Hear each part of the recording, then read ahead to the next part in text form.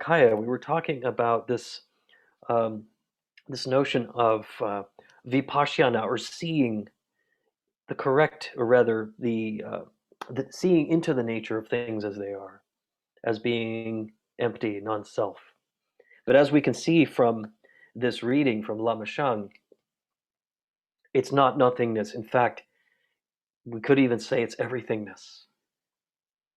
And this, we can get caught up in the abstract of this, but largely when we meditate, when we are practicing shamatha and the mind settles and clarity arises naturally, and the spontaneous quality of awareness that is so natural and gentle and open,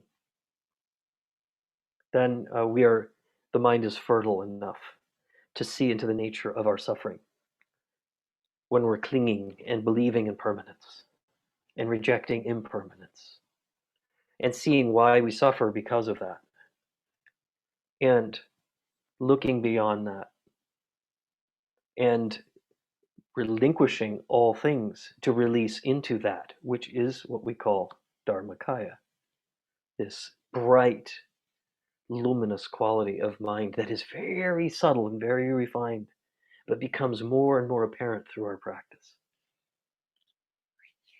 The ground of being is another way it's talked about. So, what we're doing in shamatha practice, this calm abiding, is practicing a collectedness of mind, right? We're sort of gathering the mind back into the source.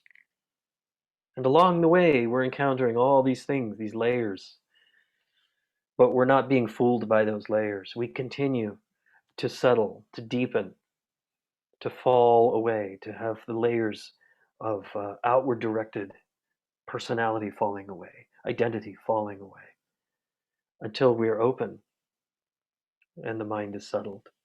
And we are looking through the lens, the lensless lens of suchness. So, big concepts, right? Big concepts. And yet, so simple when we let go of all the thoughts about it. This is classic Buddhist teaching. So, um, anyway, what I'd like to do is actually guide you through a meditation that helps us to encounter this quality of mind that is sort of self-evident once everything else falls away. Yeah.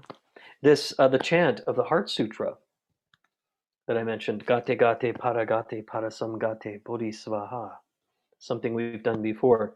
And this is sort of a chant. This is a chant from this great teaching of the perfection of wisdom. This is what it's talking about. It's talking about attuning ourselves into seeing clearly in the nature of form and the nature of emptiness. This is inherent to this text, is this saying, form is form, emptiness is emptiness, form is emptiness, emptiness is form, and finally, form is form, emptiness is emptiness.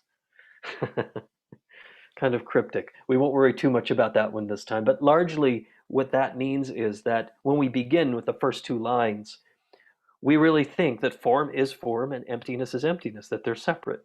And then by sort of interchanging them, we come out on the last two lines, which are the same, but with a different perspective.